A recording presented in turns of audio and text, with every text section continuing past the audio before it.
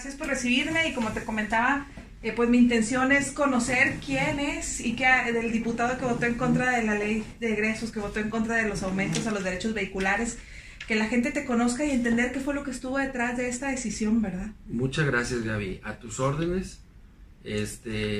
Pues, ¿qué hay detrás de la decisión de votar en contra de aumentos? Pues para mí sería muy fácil la respuesta. Es no perjudicar más a la gente. Como diputado de Movimiento Ciudadano, en primer lugar como persona que vivo la realidad que vive toda la gente, porque igual soy un ciudadano más, entiendo perfectamente lo que está pasando, lo que piensa la gente y ya está harta. Y no solamente es un hartazgo de sentido moral, es un hartazgo de sentido financiero y físico. O sea, ya no se puede ahorcar más a la gente bajo ninguna circunstancia. Entonces, el hablar de cualquier incremento, en este caso el gobierno o el Poder Ejecutivo creo que quiso ser muy hábil al decir no voy a subir, ni creo nuevos impuestos, ni subo los impuestos, porque aquí el detalle es muy técnico.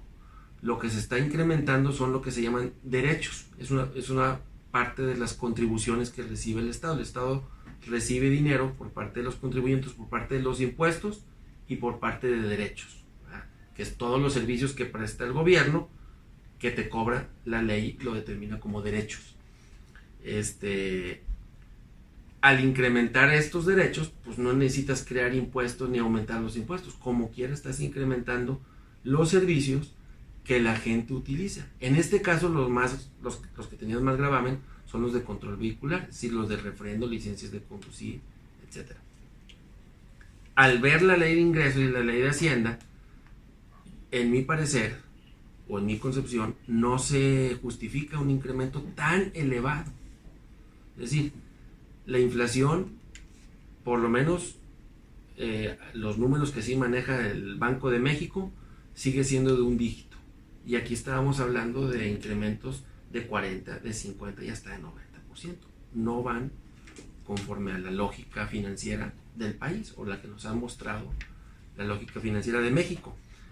Entonces no podía yo permitir que se cargara la mano más de lo que ya se está cargando. En todo caso, que el gobierno haga sus ajustes en otras partes del presupuesto, pero no hacerlo de esa manera. ¿Cómo es este proceso que mucha gente desconocemos, para que ustedes lleguen a aprobar un presupuesto? Mira, es muy interesante tu pregunta porque tiene una profundidad, mucha gente no lo comprende y es importante comunicarle a la gente cómo trabaja el Congreso. El Congreso trabaja por vía de comisiones. En este caso, la ley fiscal, el Poder Ejecutivo envía un proyecto o una iniciativa de ley, la entrega el tesorero, la entregó el 15 de diciembre, mucho antes del 15 de diciembre, no recuerdo ahorita exactamente la fecha, y empieza a trabajar, se envía a la comisión de presupuesto que tiene el Congreso. En el Congreso hay 20 y tantas comisiones, todos los diputados estamos en 6, 7 comisiones, más o menos, y la comisión de presupuesto empieza a hacer su trabajo. Uno como diputado también pues tienes acceso a ese documento, a esa información y puedes empezar con tu equipo de trabajo a estudiar o ver los pros y los contras.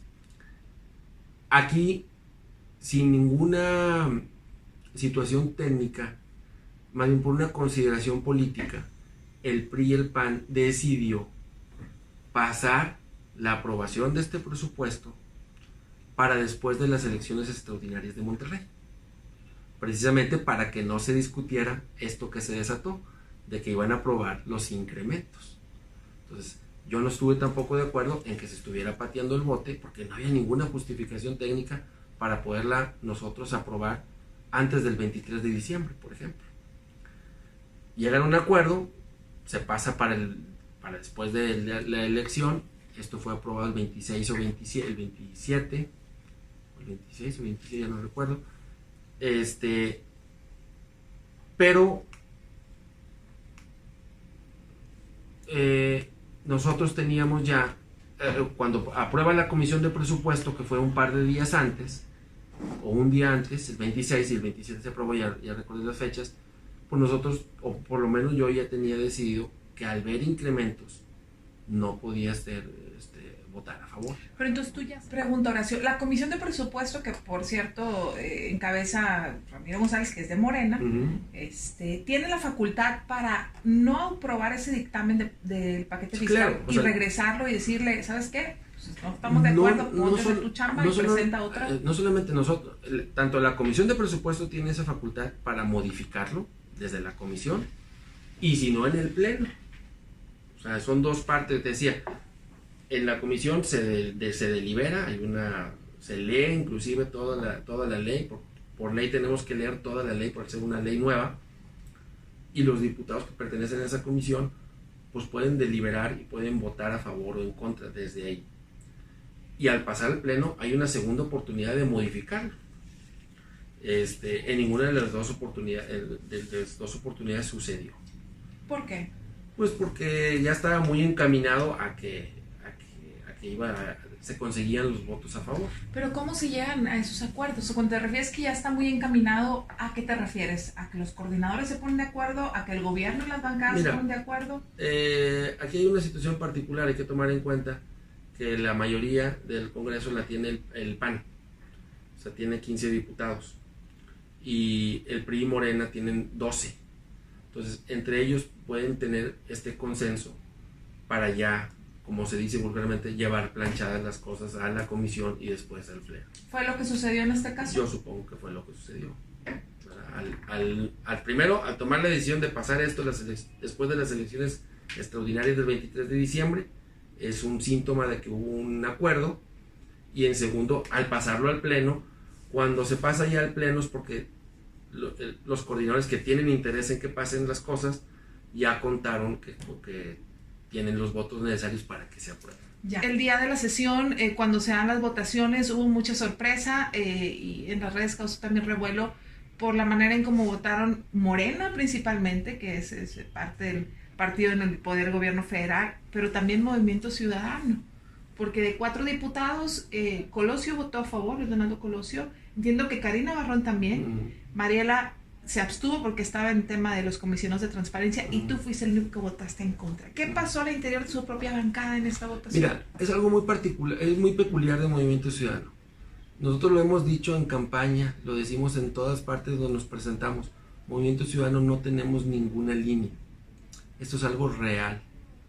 En la marcha del sábado había muchos allanamientos hacia los diputados sobre que si los habían maiciado, como se dice ahí vulgarmente. Incluso la semana pasada hubo una declaración de Gilberto Lozano del Congreso Nacional Ciudadano, en donde él aseguraba que de 800,000 pesos a 1,000,000 de pesos era lo que les habían dado los diputados que votaron a favor de la iniciativa. ¿Tú sabes algo acerca de eso? No, es una acusación muy grave. Sí. El decir algo así es muy grave porque hay que probarlo.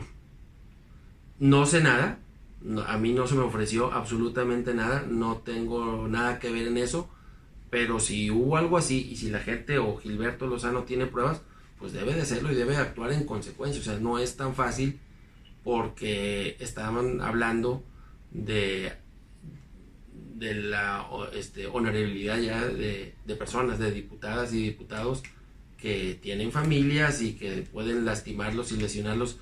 Pero no sería la primera ocasión en que hay ese tipo de comentarios sobre el Congreso, ¿verdad? No sobre esta legislatura, pero en otras. En este caso, son prácticas que no sé, están probadas, pero se comentan, ¿no? A mí no me consta. O sea, en este asunto en particular no me consta nada de eso, y ahí sí, pues tendría que dar cada quien la cara. En primer lugar, los que están acusando, los que están lanzando estas versiones, porque yo sí lo considero grave. Si hubo algo así, pues sería, aparte de nefasto, grave. Pero sí coincides tú, o ahorita lo comentaste, en el sentido de que si se llevó al pleno, o si se lleva al pleno algún dictamen ya avalado en comisión, es porque ya hay ciertos acuerdos entre bancadas mayoritarias para sacarlos adelante. Así es. ¿Qué hay detrás para sacarlos adelante? Eso sí que no lo sé, porque no estoy en esas bancadas. Muy bien. O sea, ahí sí no puedo saber qué hay detrás. ¿Nunca se han acercado contigo a ofrecerte de parte de alguien que traiga una iniciativa? Absolutamente, no. Ahora, Horacio... Ni se han acercado ni lo permitiría. ¿Lo denunciarías en su momento? Claro, no, por supuesto.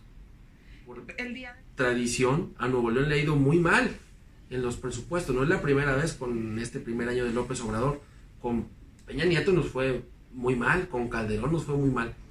Entonces, aquí lo que se necesita, el problema de fondo es que Nuevo León es maltratado fiscalmente en el pacto de coordinación fiscal. Si nos vamos al problema de fondo, tenemos que hacer una nueva convención fiscal nacional para que Nuevo León sea mejor tratado, o por lo digo, justamente tratado, y tener más recursos de los que está recibiendo, porque Nuevo León aporta más. Sí, es muy sabido y ha salido en todos los medios que nos regresan 22, 23 centavos de cada peso que aportamos a la federación. Entonces no hay un desbalance, hay una injusticia fiscal ahí.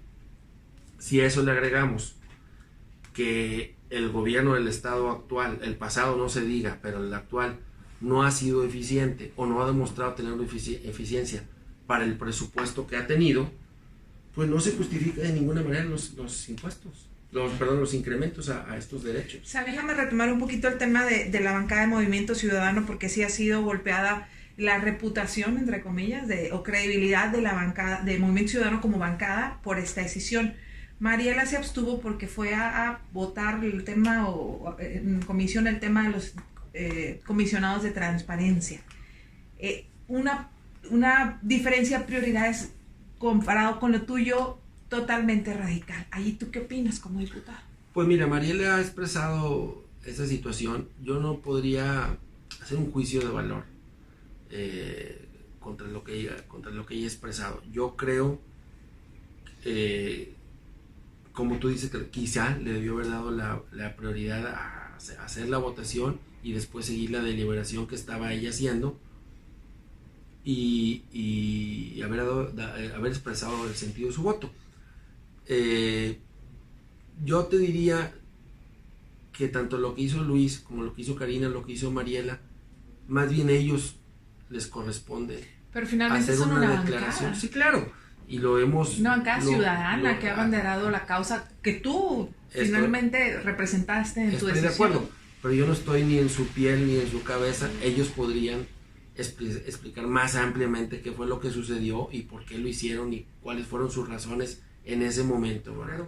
Las causas que yo voy o tengo planeado aportar son obviamente todas las causas ciudadanas. Ahora hay que sacar la revocación de mandato, la segunda vuelta. Dijeron los activistas que vienen mañana, 8 de enero. Con todo gusto los recibimos aquí.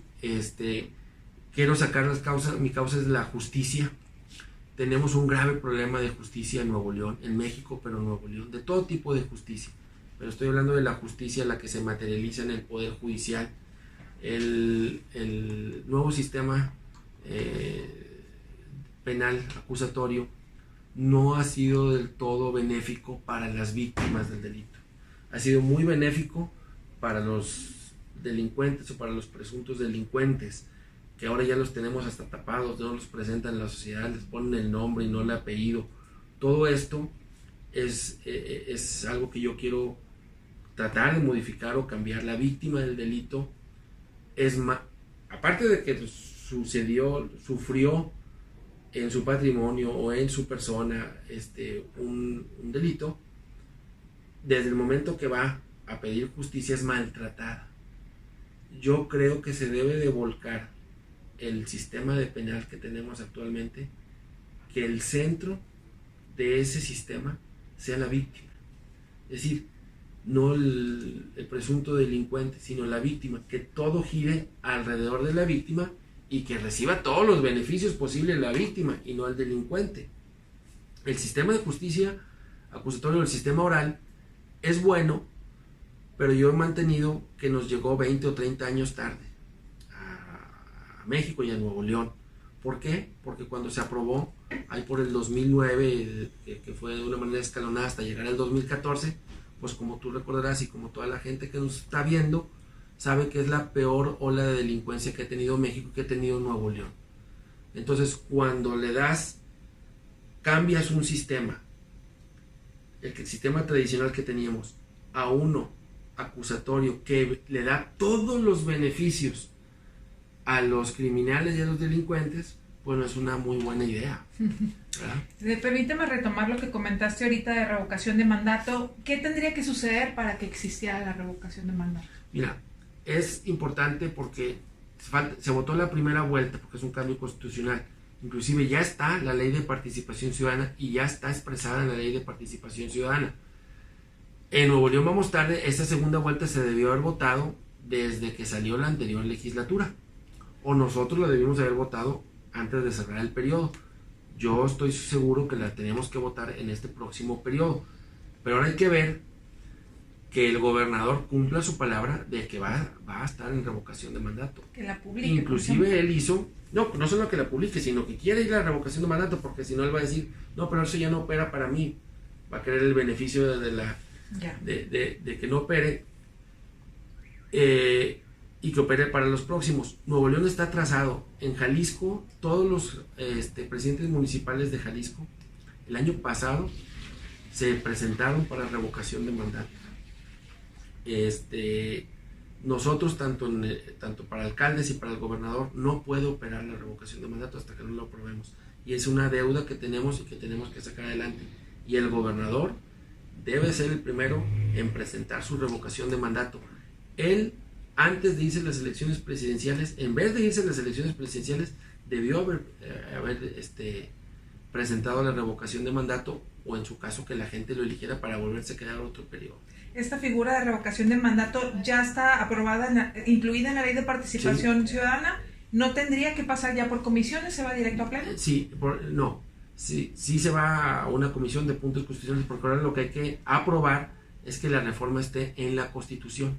Aunque ya aparece en la ley de participación, aún no aparece en la Constitución. Ya, y eso sucedería en la segunda vuelta. Exacto. ¿En qué comisiones estás tú, Horacio? Yo estoy en puntos constitucionales, en gobernación, en justicia, en educación, en desarrollo sustentable y en la segunda de Hacienda. En puntos constitucionales, ¿quién es el presidente? Es Cavazos, el diputado Cavazos, Manuel Cavazos. Es del PRI. Ajá. Muy bien. ¿Qué tendría que él impulsar? Entiendo. Pues él puede hacerlo cualquier miembro de la claro, comisión. Claro, cualquier miembro de la comisión. Muy bien. Pues gracias, Horacio. ¿Algún mensaje final que tú quieras pues darle a la gente que ha sido, te decía fuera de la grabación, que ha sido tú muy comentado a raíz de esta votación de la ley de ingresos, y te hice conocer como el único diputado que votó en contra de los aumentos? Mira, muy agradecido, he recibido muchos mensajes en tanto en redes sociales como en lo personal, muy agradecido con las palabras, y la verdad lo aprecio mucho, pero yo creo que esto realmente no me hubiera gustado, como te dije hace ratito, ser el único. No se trata de personalizar aquí las cosas, sino más bien en conjunto, el que todos lleguemos a esa conclusión de que lo que está sufriendo la situación es la gente, es el pueblo, que ya no le podemos cargar la mano.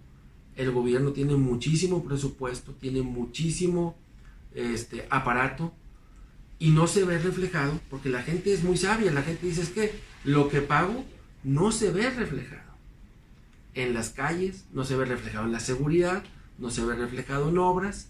Seguimos con los mismos problemas viales, seguimos con los mismos problemas sanitarios o peores. El gobernador le echa la culpa a la anterior administración, pero vemos que pasan 3 años y no hay ningún responsable de la anterior administración. Entonces, ahí está sucediendo una situación. ¿Cuáles son los responsables? Si hay faltas de administración o de mantenimiento o de corrupción, no ha habido ninguna materialización de eso. Ahorita mencionabas que el Congreso debe estar del lado y con las causas de la gente.